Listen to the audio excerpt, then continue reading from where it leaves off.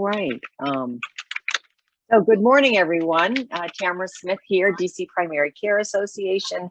I just want to thank everyone for being here. I have the honor of co-chairing the steering committee with Kim Ford from Martha's Table and working with just an amazing group of leaders. Mustafa, I just want to acknowledge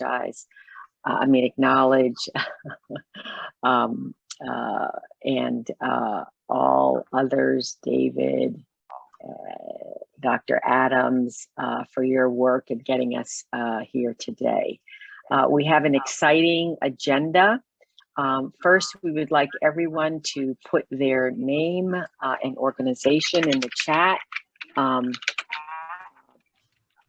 It's important because we've got a lot of people with us today. An exciting agenda. We're going to give a few updates on outreach, a few updates on the planning group, and spend the majority of our time with Professor Cook from who will be helping us talk through the subcommittee work and logistical support and coordination. So very excited about that.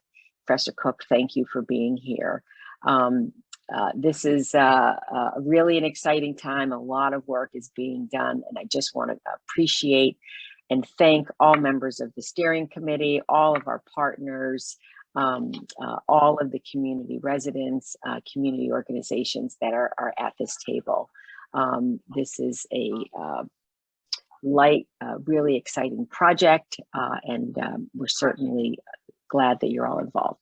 So I'm not actually seeing the agenda, but I'm going to, I believe, pass it on to, there we go. Yeah, I'll take it there over. We go. Thank you, Mustafa. I'm going to pass it on so you can just give us a couple of updates. Yeah. Thank you. Thank you. Good morning, everybody. And again, thank you, Tamara, for your leadership, as well as Kim. It's been, really helpful to me, and I appreciate you guys.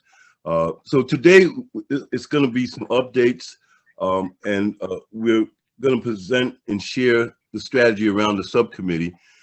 And let me just add that April was really our first startup month for the project. And so we really haven't had a full month. May will be our full month, but we do have some things to show April that we are pleased in terms of some of the support we're getting from residents. So we want to share that today. But it's also important to understand that this process is designed, and the goal is to have a plan by the end of June of 2022. So that's where we want to stay focused on, that this whole planning process is designed to get us to June 2022 with a plan. So the presentation that we're giving today, the updates, and the information around the subcommittees is designed to take us there. So I'm going to turn it over to Dr. Adams to talk more about the update around outreach. So Dr. Adams. Awesome. Thank you so much, Mustafa. I just wanted to ask if David, if you could let people in. I'm having trouble doing both. I got you. Thank you. So really excited to share about the W8CED. Our mission is to promote Ward 8 social and economic assets and build resident and business capacity to participate in economic development activities that will create community wealth and economic self-sufficiency. And so as we are moving forward in the process of engaging our residents through outreach, we're using our website, W8CED.com. You can go there for any and all information regarding the Ward 8 Community Economic Development Fund, plan. And so people are signing up on the website for the CED training, including Streetwise. So far, we have 146 people signed up. 13 people have already gone through a portion of the training. We have people that also have gone through our Streetwise training, and we have 83 people signed up for subcommittees. As it relates to our social media engagement campaign, Right now, we have a W8CED page on Facebook, Instagram, and Twitter. We have on our Facebook page 403 Facebook page likes, and that basically means that people have gone to the page and liked it. Why that's important is because when you like the page, any updates on that page you can get. So you definitely want to like the Facebook page. If you're an Instagrammer, please, go to those pages, or Twitter, and like the page so that you can get any and all updates. From that page, we've got 12,014 organic engagements. So people are coming to the page and getting information. So that's really, really great stuff. We also have a Ward 8 CED resident outreach street team. On Emancipation Day, we were out at Bread for the City, and there we had 25 signups for training. We were also involved with the Statehood DC with ACC. And some of our upcoming events, we're already working diligently with Marion Barry's Youth Leadership Initiative, Ward 8 Youth. We're doing a presentation for them, for the Ward 8 Youth to get more involved on the subcommittees and in the conversation. We're looking to do event for Malcolm X Day and Juneteenth. We're looking for partners to join us, and we hope to engage all of our outreach partners, including Empower DC and ACC, working together to make these things happen. But we're also inviting our steering committee members, partners, and community advisors to let us know how we can partner with you and your events so that we can be better, bigger, and better together. Finally, we are looking to set up a way for people to give donations. There's already been inquiries about how you can donate to the plan, and we want to make that possible and available to you. So that information will be going out shortly, so look out for it. And that, I believe, concludes my report. All right. Well, thank you very much, Dr. Adams, and your leadership around the outreach, which has really taken off. Again, this is really our first month of operation. So to have all this done the first month, it just bodes well what the future looks like. So, and even though this is a process of creating a plan, we've been conscious since day one of making sure that we were engaging the community. The key measure of our success is how many residents are involved with this. We don't want your traditional planning process where a plan is designed, you only have a handful of residents that know about it and endorse it. We want to come out of this planning process with as many Ward 8 residents having some involvement with this as possible. And that's why you see all the different opportunities they have to connect. So this is a report that we'll do every month so people can see the evolution of our outreach and as it grows and expands. So again, thank you, Dr. Adams. So the next presentation is from David, and it's updating where we're at with the data collection process and how we intend to get data from the community. We had a good meeting the other day that David's going to share, but this is a piece that's also very critical because the data that we collect will have a lot to do with shapes the plan and the voice that we will give the plan. And so the more authentic the information that we have from the community, the more powerful the voice will be, and the more ownership of the plan that will be there from the residents. So David, if you can give us your presentation on this. Yeah, thank you, Mustafa. Good morning, everyone. So this is our purpose and the agenda for the meeting that we had on Wednesday, and you can go to the next slide.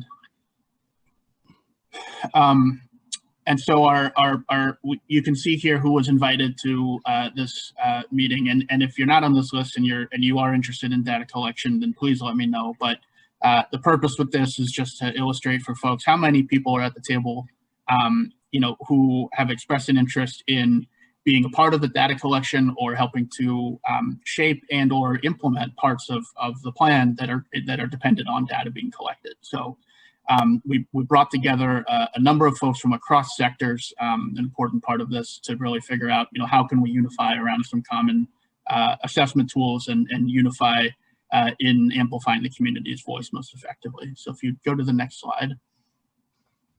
And so we put this forth as a framework for how we do data collection. DCPCA's interest in investment in public health has led us to this framework of looking at the well-being of the community through the well-being of people, the well-being of place, and equity as its own core distinct part of the process of how we frame up what we're measuring and how we're driving our data. So we've put forth this framework. We'll have a follow-up meeting in May to really dive into this and see how we can apply it to the data collection. If you go to the next slide. And so here are some of the deliverables of what's coming. The data collection committee is looking at asset mapping that's being done using the Streetwise tool. We're looking at all the information that's coming into and out of the subcommittees. We're going to do a survey and then do forums for folks to see this data together and help us interpret and analyze how it gets put into the final plan in June of 2022.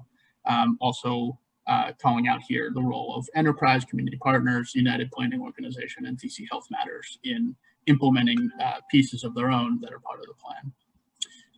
And so these are just some of the questions that the data collection committee is currently looking at. How can we move all these pieces together? How do we sift through this into an action plan? So more to come at our roll up your sleeve subcommittee meeting in May. And that's my report. All right, well thank you, David, and thank you for, again, your support around the data collection and the unique opportunity that we have as a community to really create our own research model. There's very few examples of a bottom-up planning process, so that in itself is unique. And we have chairing the data committee is a resident of Ward 8. Her name is Dr. Portia Hemphill. She's has a national footprint in the whole area of research as it relates to the community initiatives that came out of the Obama administration. I met her at an ANC meeting a couple of years ago, and as we talked, she shared with me what she was doing on a national level, and I just recognized how unique it was. She gave an excellent presentation the other day, really just sharing her life experience and how she got into research. But the reality of the research space is that African Americans have been more the people who've been researched on than the researchers.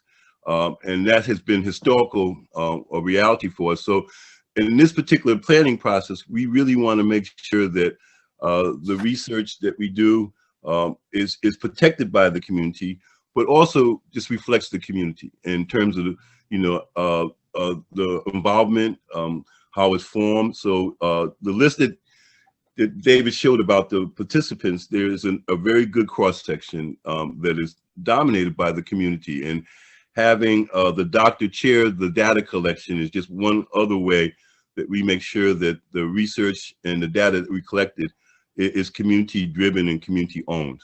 So again, I want to thank Dave for putting this together. And our next report in May should really have a real sense of what we're going to do with the data collection at that time. So I'm excited. So we really wanted to give the bulk of the time of this meeting to Professor Cook to talk about the subcommittee.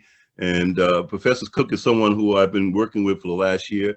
He's the professor at the school, Georgetown Law School, and his area that he focuses on is community development. He has a national reputation, is involved on a national level around the community development space. And so he brings a lot of expertise and a lot of support for this project. And so we're pleased to have him wanting to connect. And his presentation this morning is to help us, figure out how do we use these subcommittees to tie into the data collection and just to help us frame this planning process, because it's by far the area where we're going to get the most resident involvement. And so their input into the subcommittees is going to be critical for us to really frame the planning process. So Professor Cook, I'm going to turn it over to you. Thank you, Mustafa. I really appreciate it. Good morning, everyone. I hope everyone is well. Hope your families are well. I do look forward to us being able to do this not only virtually, but in person in some form in the near future. And so fingers crossed, prayers up for that. I want to go through a presentation that will orient you and acquaint you with the process that we envision taking place and starting up next month in May. But first, I wanted to just acknowledge and introduce a student of mine, Lauren Harris, who's taken some past courses in community development. Say hello, Lauren. Hey, everyone. Lauren is an example of what we hope to kind of bring to the process over the next year or so. Student support from my classes in community development, law, entrepreneurship, and social innovation. As I think I mentioned earlier, we're in the process of standing up a Center for Racial Equity and Democratic Economy. And the soft launch on that starts this July 1. And we'll have some extra capacity to kind of bring to bear to support a kind of robust planning process and the initiative that community members, Mustafa, the steering committee, this community engaged in. So we're going to take a look at, go through a few centering and orienting comments about the community economic development process and the mission, timeline, resident engagement opportunities, subcommittee expectations, co-facilitator expectations, what the SWOT analysis overview, what the SWOT analysis is all about, self-sufficiency model, and finally some questions and closing. You can give me the next slide. So Coretta Scott King, the late Coretta Scott King, once said that the greatness of a community is most accurately measured by the compassionate actions of its members. And this is something I always kind of keep in mind in community development work, community economic development work, because we often kind of focus on economic development, the numbers, financial modeling, what business development looks like. But really, community economic development is a holistic process, and we are attuned to forms of ways of growing economic wealth, for sure, but also holistically dealing with the environment, dealing with mental health and well-being, dealing with art and culture. We want to create in our work a thriving community and a place where people feel a sense of belonging, a sense of home, a sense of pride and connection, right? And so we approach this work with the humility of understanding, as Albert Einstein once said, that not everything that counts can be counted, and not everything that can be counted counts. In other words, the practice of community economic development is this holistic practice that focuses in part on matters we can quantify through data capture, analysis, and deployment. And in this planning process, there will be plenty of that taking place. But community economic development is also, I think, about building community. It's about nurturing the things that can't be easily measured or counted. How do we, in our processes, hold a place for and nurture hope, joy, compassion, a sense of the sacred, gratitude for all that we do? This too, we should remind ourselves from time to time, is the work of community economic development, right? So let's go to the next slide.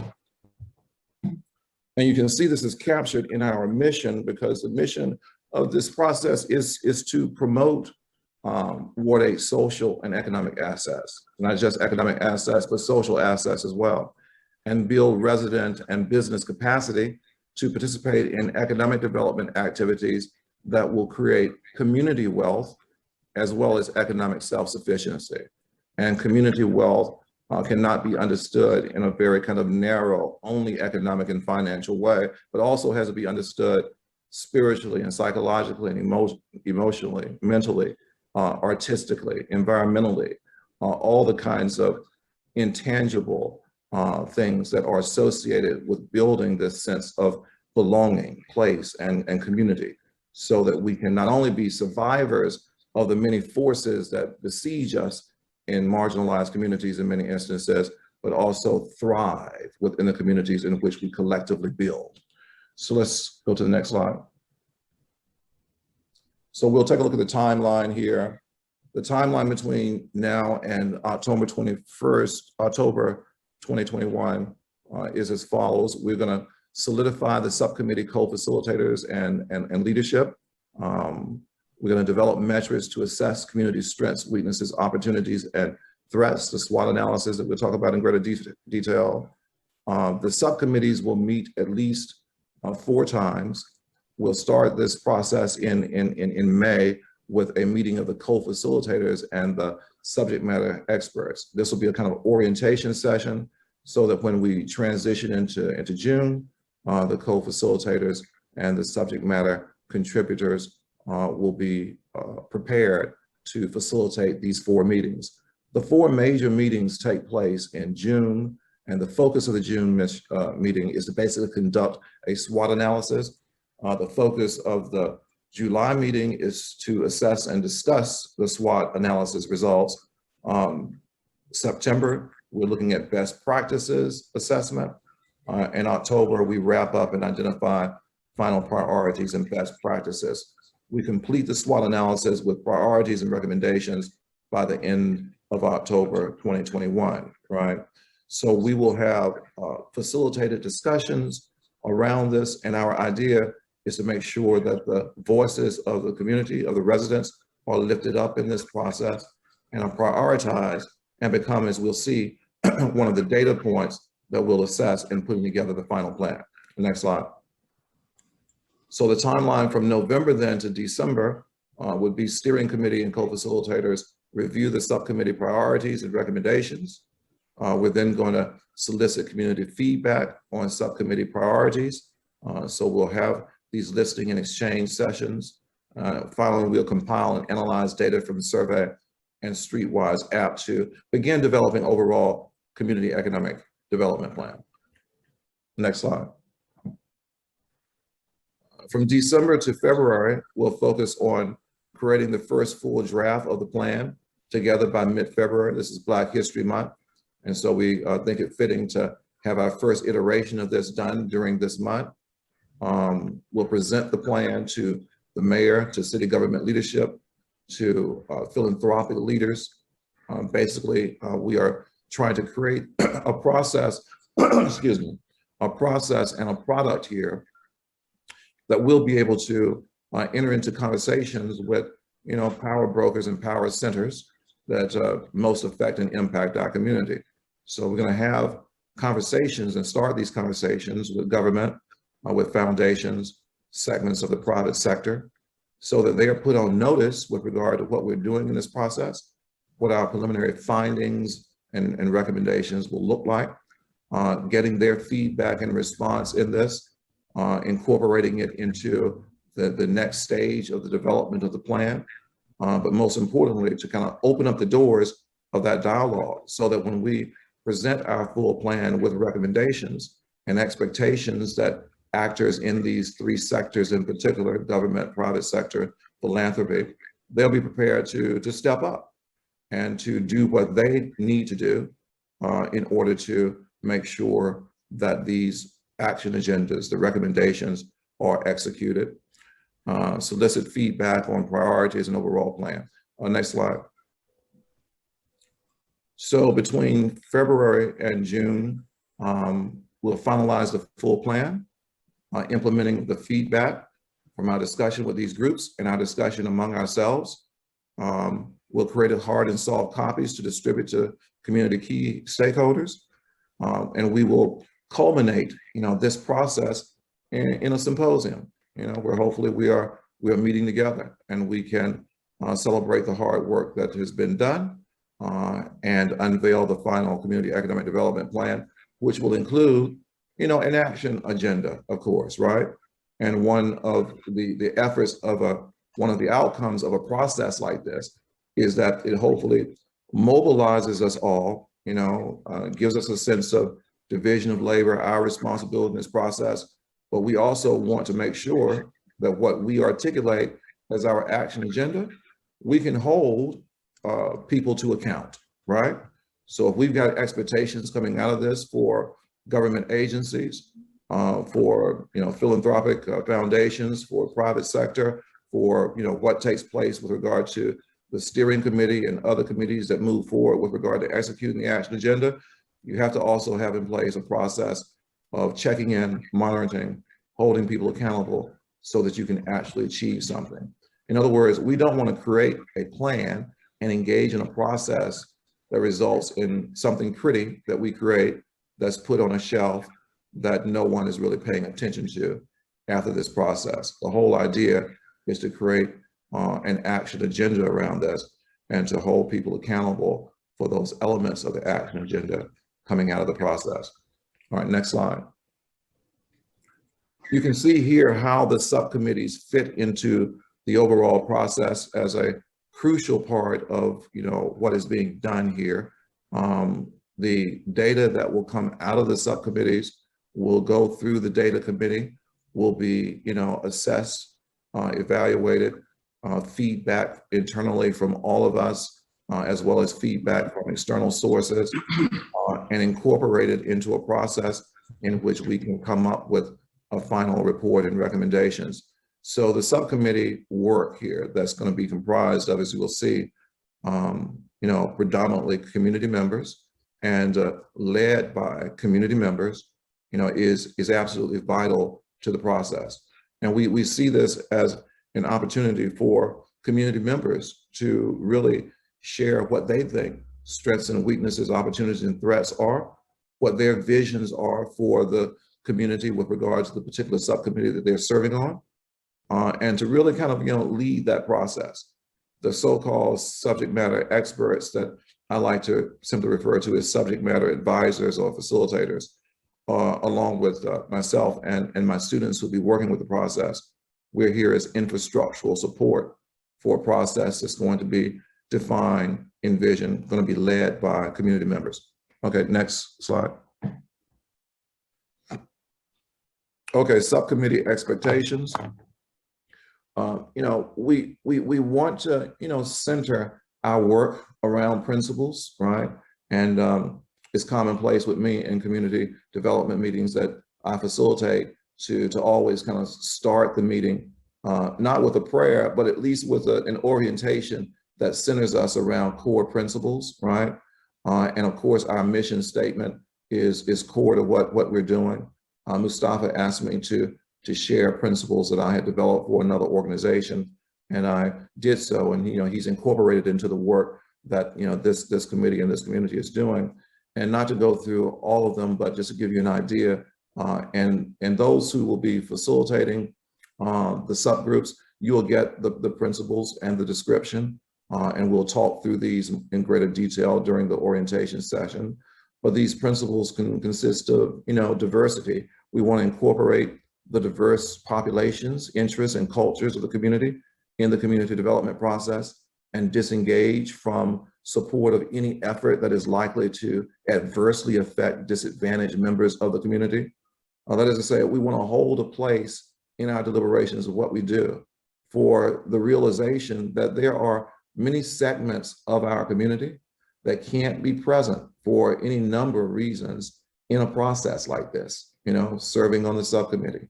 And so the question is, can we, who are in a privileged enough position to participate in a process like this, can we hold a space for those who are so marginalized or in such a state of crisis that they can't participate in the process?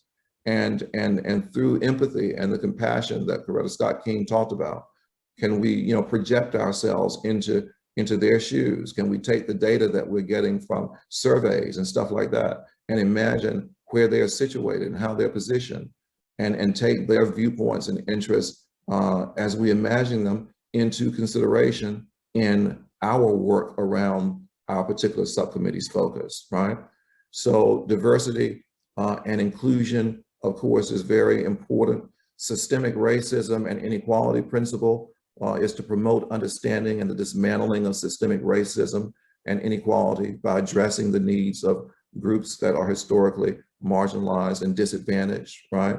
That is to say, we want to think of the work of what we do here, not as quintessential charity, one-off work, the work of, you know, providing a provision for someone for a short term.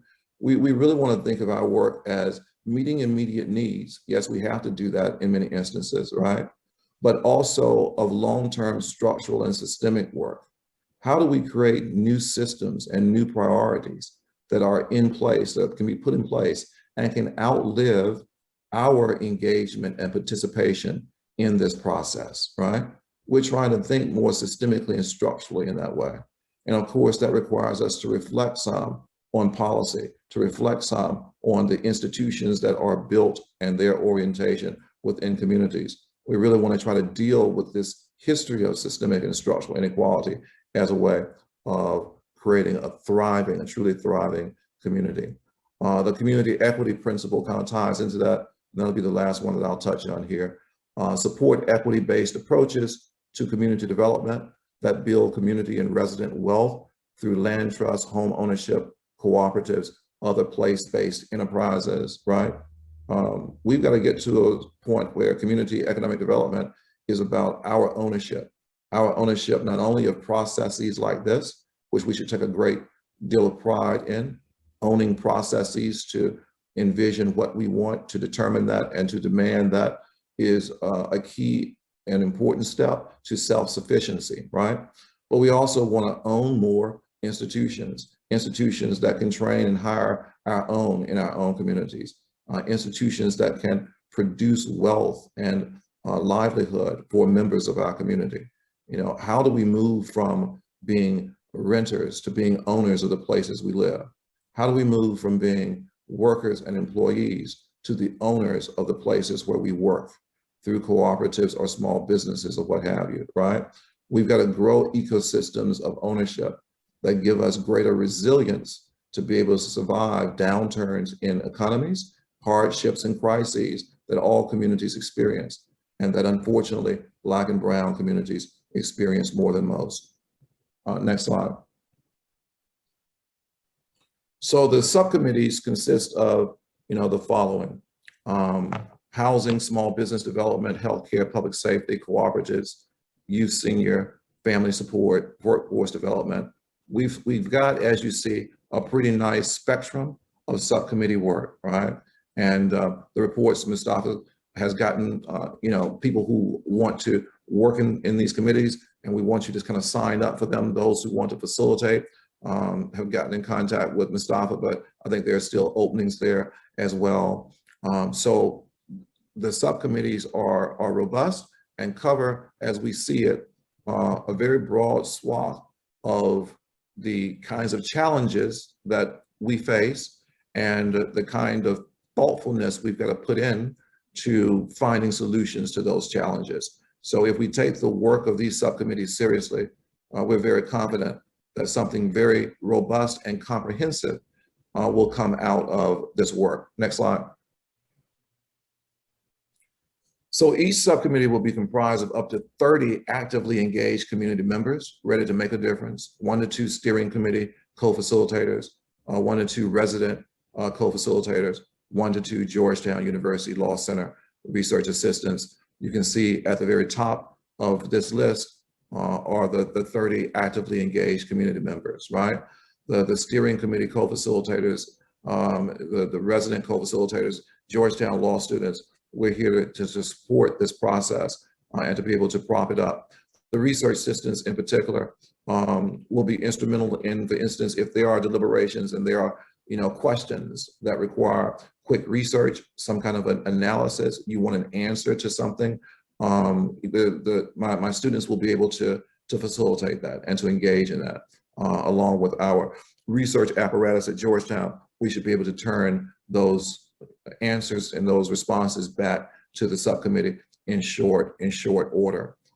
When we get to the stage of dealing with best practices, my students would have already begun research on what other jurisdictions have done, right? And what has been successful and effective.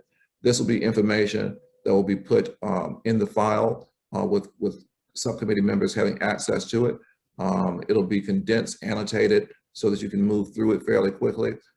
It's there simply to spur and to catalyze thoughts around what recommendations you might come up with, or other questions you might have for me and my students to research and provide answers for, so that you can be more thorough with regard to your analysis of the issues and your recommendations around solutions. All right, next slide.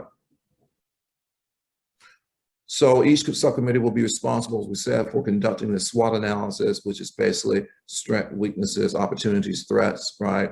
To gain deeper understanding of community needs within focus areas, identifying eventually the top 3 priorities within each of these categories, and then partnering with other subcommittees to compare and identify overlap, to see the linkages between and among these various analyses, right? The SWOT analysis is not intended to intimidate in any way. It is basically a framework for discussion, right? This process centers the expertise of residents, people who have the lived experience in communities. You know what you've been seeing, what you've been hearing, what you've been experiencing. You know internally, intrinsically, what problems there are, right? This is an opportunity basically to just frame that discussion and to allow this inherent intrinsic expertise that we all have as community members living in communities to come to the forefront and to be integrated deftly into a process of outcomes and solutions and recommendations. Okay, next slide. So co-facilitator expectations. Co-facilitators will be responsible for holding meetings to assign, assess, and evaluate the progress of subcommittee work. As I said, in May, we'll have orientation sessions for the co-facilitators and the subject matter advisors. And then in June, we'll conduct the SWOT analysis, July, the assessment and discussion, September, move to a discussion of best practices, and then wrap up and identify final priorities and best practices. The co-facilitators will serve as a liaison between community members, steering committee members, and CED plan leadership, and their whole subcommittees to high expectations and be helpful to help a helpful resource. My students will be basically serve as kind of a backstop and will help to kind of connect the dots with co-facilitators between these meetings. There will be work that will need to get done between the major meetings, right? There may be, depending on the subcommittee and desires of the subcommittee, offline discussions, you know, and meetings as well during the periods of time between the major meetings, right? But what we hope to do is to prepare in each instance, you know, a package that basically assimilates the knowledge and information from the previous session, supplements that with anything that the co-facilitators think might be helpful, and then to prepare to deliver that to the subcommittee once the subcommittee meets the second time, the third time, the fourth time, or what have you. So the idea of the interstitial work, the intermittent work, is to make sure that these 4 meetings are as productive as possible, right?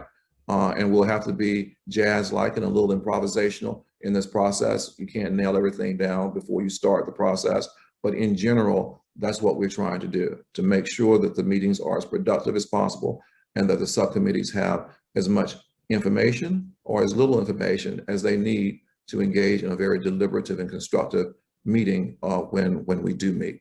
All right, next slide.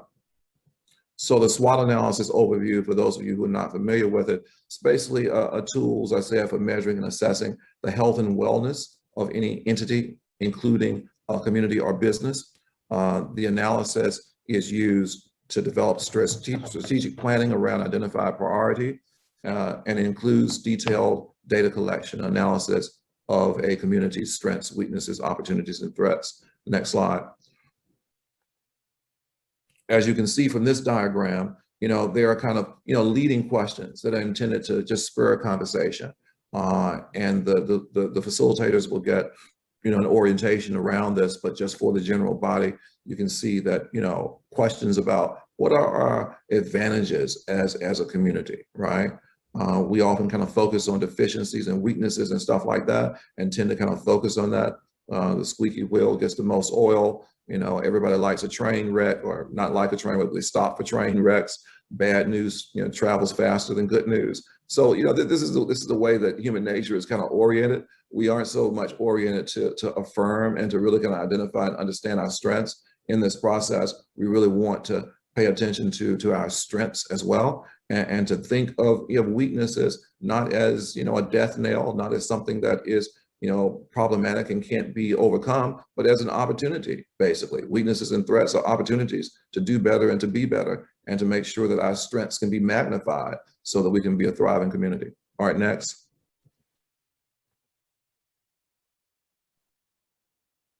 The whole idea is to move us to self-sufficiency, right? And we got to understand that there are people are at various stages of this progress, of this process. And, you know, some people are in crisis, some are at risk, some are safe, stable, some are thriving. It's a mixed bag in a community like Anacostia, like Ward 8, as in any community, right? And what we want to do is to try to be able to, you know, hold those individuals and sub-communities that are in crisis and are at risk, and move them to a position of at least safety, right? With the ultimate goal of our subcommittees and our action agendas, moving the community as a whole to a thriving community, right? That is a holistic community that builds economic wealth, spiritual wealth, cultural and social wealth, civic wealth as well, right? So next slide. And this is simply a definition of the various stages, right? And the surveys, or getting people to identify where they are based on these definitions in their lives, so that, you know, giving a good number of a survey sample, we'll be able to get an assessment of just where we are, you know, as a community, and be able to organize effectively around that. Next slide. So we have questions. So that completes the presentation. If any of you have questions, I'd like to, you know, be able to respond, or if not, Mustafa, the steering committee. Yeah. Well, again, thanks a lot, Professor Cook. Excellent job as always. You know, Tamara mentioned in the chat, you know, how fortunate we are to have your, you know, expertise, and for you to work with us, with your students. It gives us tremendous capacity that if we had to put a dollar figure on, we just could not afford. So, and it all just speaks to the kind of resources we have in the community.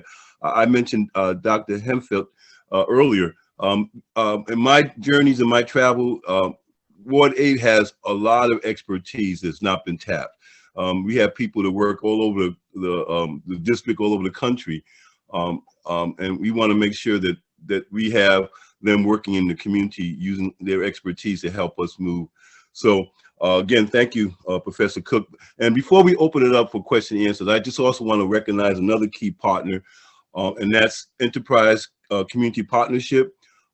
David Bowers is Vice President who has been working with us. They have a contractual relationship with Bainham Family Foundation to provide us with, you know, technical assistance, and they bring a tremendous amount of resources to the table. So, David, if you're on the call, and I see you are, can you speak a little bit to the role that Enterprise Community Partners is playing in the project? Sure. Thanks, Mustafa. Appreciate it. Good to see everybody this morning. Really appreciate the presentation by Professor Cook. As noted, we'll be doing kind of three buckets of enterprise at play here. One, our platform, Enterprise Advisors, who's going to be doing some of the analysis of service providers and business providers, as well as some of the resident piece as well, and then making some evaluations and recommendations as it relates to kind of how residents are perceiving the effectiveness of what's provided through some of the different providers. And so they have already, my colleagues there, started to be in touch with a number of you all who are on the phone as they are starting to do that scan. And some of their work will actually happen after some of the work done by other organizations. They engage with work around the country and with communities and agencies around the country. So excited about them bringing their expertise to bear here and the work with local community and stakeholders. Then we actually are an owner operator of several thousand units in the district, including about 1,500 units in Ward 8. So my colleague Marcos, who's on the line from Enterprise Community Development, will be engaging our residents in multiple ways, as residents who are engage for feedback, but also residents who can be participatory in some of the ways that have been laid out even today in Professor Cook's presentation. And then there's a bucket, my colleague Monica Warren-Jones and I, and my colleague Melissa Bondi, who do work around state and local policy and also business development, capital formation, will be engaged with particularly folks around like the housing committee work, some of the cooperative work to try to bring to bear some of our knowledge set there to be in dialogue with folks around the table. So there'll be kind of three multiple prongs of us that we're really looking to bring to bear here, working with the collaboration. We're really looking forward to it. Yeah, thank you, David. And again, just to point out the range of expertise we have around the table, there's been the impression that places like Ward 8 doesn't have the capacity, so we're dependent on outside, resources or expertise. But this planning process already has disproven that. Everything that we've done up to this point in time has been bottom up. And as Professor Cook talked about, we want to position ourselves to be in a place where we can go to the policymakers, decision makers, from the mayor on down in government and all the developers and people in private sector, and have a different kind of conversation with them than we've had up to this point in time. Because at that point, we have a plan that is community owned and community supported. So it just gives us a different type of leverage than we've known in the past. And in doing so, we can have more input and control over the resources that come into the community. So I want to open it up for questions, and Dave and Dr. Adams, if you can, identify those who might have questions to give them a chance to answer. But we have enough time. Our goal is to get out here by 11 o'clock to keep this in an hour range. So we have about 10 minutes. So this is a good time. Anybody have any questions? Have any need further explanation? Some further information on anything that we present at this point in time? This is a good time to do it. Either from Professor Cook or any other things you heard today. This is a good time to ask the question. So anybody have anything to start with?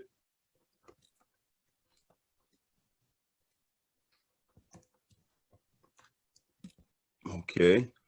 Well, let me just make sure that everybody who's on the call, if you haven't yet, please go into the website and register. It's our way of making sure that we capture everybody who is interested in participating. No matter where you're at, if you're just a stakeholder, or if you're not a resident, but you're a stakeholder and you still want to be involved, we're asking anyone who has any interest in the planning process to use the website to sign up and let us know what your subcommittee's interests are. But if you're interested in anything else, it's all on the website for you to participate in. So by all means, if you haven't signed up after this meeting, if you could do so, that would be very helpful to us. So Dr. Adams, is anybody? I do not see any hands raised or anything in the chat. All right. Well, I would offer wait, them. I got one. I'm sorry. One. Let's see who this is. All right, we have a hand raised. That would be Ambrose. Okay. Go right ahead, Ambrose. You have to unmute yourself, sir. Well, oh, I thought I was. I'm sorry. No worries. As usual, Dr. Cook is brilliant and made a brilliant presentation. I'm curious as to how many people on this call have actually read through the Far Southeast framework element of the comprehensive plan, because that document, in addition to the FLUM, future land use map, is going to govern all economic development in the Ward 8 and part of Ward 7 area. And if you haven't read it, then whatever it is that we are doing, and I consider myself a part of this group, whatever it is that we are doing, if it is not aligned with that, then it is in opposition to that. The council just had their first vote on the comprehensive plan in which both my council member and the council member from Ward 8 voted for it. And what the comprehensive plan does right now, unless there are major changes, it actually takes away as much community voice as possible. That was the only reason that it was amended earlier than its schedule. And the primary reason for that was because of the lawsuits that came from Berry Farm, lawsuits that came from other developments where the developer did not follow the law on behalf of the residents, and the residents sued. And so unless we are having, at least in part, whether or not it's part of the SWOT analysis, whether or not it's part of something else, a real in-depth look at where the community economic development plan goes. And I love the process. I love the process that was laid out. But Chairman Mendelson said it, that all will be determined by the Board of Zoning and the Office of Planning. And so we can be in opposition to it, and I'm fine with that too. But we have to be clear-minded and have an understanding of what it is we are facing. I know that there was a developer on the line. I wanted to ask the question whether or not most of their properties were developed through a PUD, a map amendment, or were they matter of right? Because those things matter. And all three of them have connotations in terms of community voice. Some require a community benefit agreement, others do not. And the way that the comp plan is written, most of the developments that will come, because developers, they bring the cash, they bring the money. Okay. Okay, well, let's speak to that. So I'm asking whether or not there has been in this body discussion of those issues, because it will impact everything we do. Okay, we can speak to that, and you raised that question at the ACC meeting, and we didn't get a chance to talk about it. And I think it's a very important part, and we can't be in denial. But my sense, and I'll let others, and particularly Professor Cook, speak to it. What we're trying to do here is be proactive and move away from being reactive. Everything up to this point that we've done in most communities of color is reactionary, where dynamic happens in the community, and then we respond to it, and usually we respond to it in a way of not having any base of influence. So we're just reacting to whoever puts something on the table, whether it's city government, developers, or whatever. To be proactive means that you are in a better position where you're dictating things because you have a plan and you have a direction, and you're forcing others, particularly power brokers, to respond to what you're doing. This plan is going to give us that opportunity. Ideally, if we had this plan 5 months ago, 5 years ago, there would be a different kind of conversation. So as long as we don't have a plan, we're always vulnerable to everybody else's plan, and particularly a city government's comprehensive plan. But to my knowledge and to my experience, every plan is subject to change. Every plan is a political process. It's part of a political process. So whoever has the influence to impact or change and a plan can do so. And I would just look at a place like Ward 3. Ward 3, even though they're part of the district and they part of response to the government, the comprehensive plan has tremendous, they influence the comprehensive plan tremendously in Ward 3 because of their own dynamics and the fact that they have the ability to be proactive. So we have the same ability in Ward 8 and Ward 7 and the rest of the wards that are predominantly people of color. If we organize, if we mobilize, and we have a plan in the direction so that when we sit down at tables of power, we're directing as opposed to reacting. And that's what we're trying to get to. The sooner we get to, the better. But we should not, lose our focus because what's going on around us is what's been there for up to this point. So there'll be a chance for us to speak to everything that we need to speak to, but it has to be done through the planning process so that we can speak from a position of power. So I would turn it over to. Mustafa, Tamara has a comment. She wants to. Okay, She has her Tamara. hand raised. She has her hand raised. Okay. Okay, thank you. Can you hear me? Yes. Yes. Oh, okay, great. So I appreciate certainly everything that's been raised. One of the things I put in the chat is I certainly think, and Professor Cook obviously can respond, certainly think we can include the comprehensive plan in information shared with the committees and the subcommittees, et cetera, so that they're informed as to what is being considered. I also appreciate what Professor Cook said with regard to advocating and engaging stakeholders upon completion of the work. But there may be an opportunity, and something we want to consider now is both advocating and engaging stakeholders to share about that work. That may mean testifying at the council about what this group is doing, what the plans are, what the timelines are, so that they're looking forward to the really critical work and the reports that will be produced at the end of this process. So I just encourage us to consider, yes, we have to understand what's being written in many different forms, and we may want to consider doing some of that advocacy and engagement work now to inform those policy people and government folks and others as to what we're doing. Awesome. We also have, thank you, Tamara. We also have Deborah Crane Kemp from if you would like to speak. Yes, I would love to speak. Thank you. Good morning, everyone. I am from the Office of Planning, and in response to what Mr. Lane said, and also what Commissioner Mustafa offered, the Office of Planning has been working for approximately 3 years on the existing amended comprehensive plan.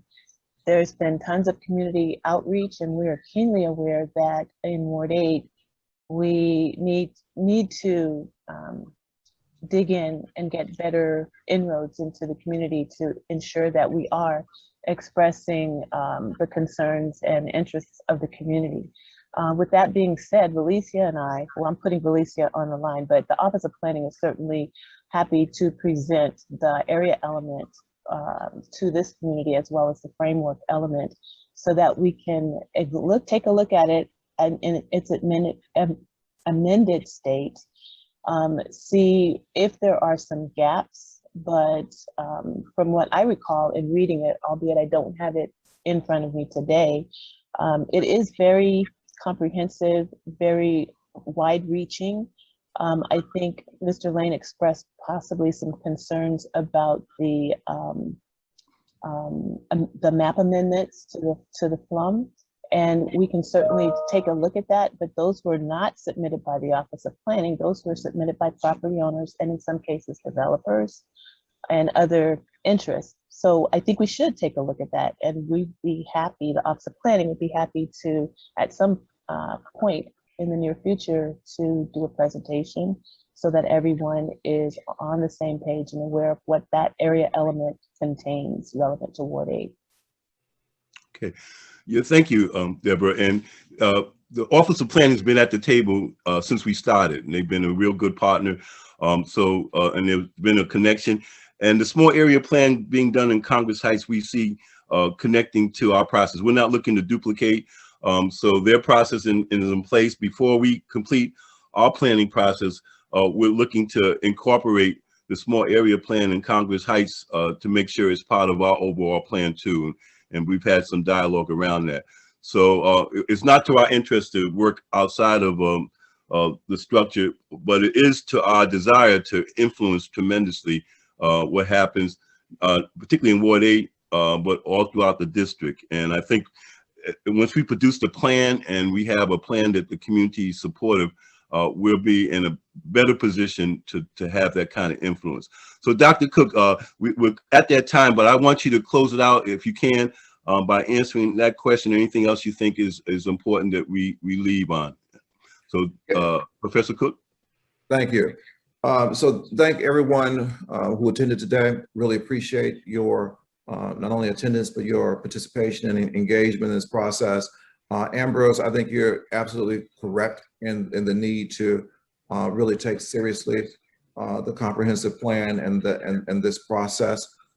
As I envision it, it would be, part of the responsibility of the housing subcommittee to grapple with this, but it is, something that impacts, I think, all community economic development. And so, we'll make a point of following up with you and with others to see how Georgetown might be helpful, along with the presentations coming out of the Office of Planning, to kind of organize more effectively around this. I need to get a better sense of the timeline from here on out to see how we might be able to integrate it more thoroughly into the process. I think Tamara is correct in saying that if there's an opportunity even before February, when we envision in the process of reaching out to external participants, whether in government, foundations, or private sector, to acquaint them with our process and what we're doing to do it earlier. I'm open to doing that as well and to helping to facilitate that. So, internal deliberations, let me know how you think about that, and we can certainly do that, but I think that's a sound suggestion as well. So great. I mean, this is representative, I think, of what can come out of this kind of discussion and deliberation, and what people see as being more and less urgent. And as I said, a lot of this is improvisational, jazz-like, as opposed to classical and structurally oriented. And we need to be prepared to, I think, improvise a little bit and to act accordingly with regard to those urgencies. So thank you guys very much. Much love. We'll be in contact soon. All right. Well, thank you, Professor Cook. And again, thanks for everybody who's on today. We had a good turnout, and hopefully people, appreciate the information that we shared. In May, we're looking to have a similar type of opportunity to update and maybe bring in some major projects that we need to be aware of. So look forward to information about the next May's steering committee meeting, as well as information on the subcommittees and updates on other things. So again, thank you for being here. Thanks, Professor Cook, for his presentation, and the steering committee leadership, and those who are working on the project day to day. We look forward to ongoing discussions and just really moving this board towards having a plan. So everybody enjoy the rest of your day, enjoy your weekend, and we look forward to our next opportunity to talk. Take care. Have a good day.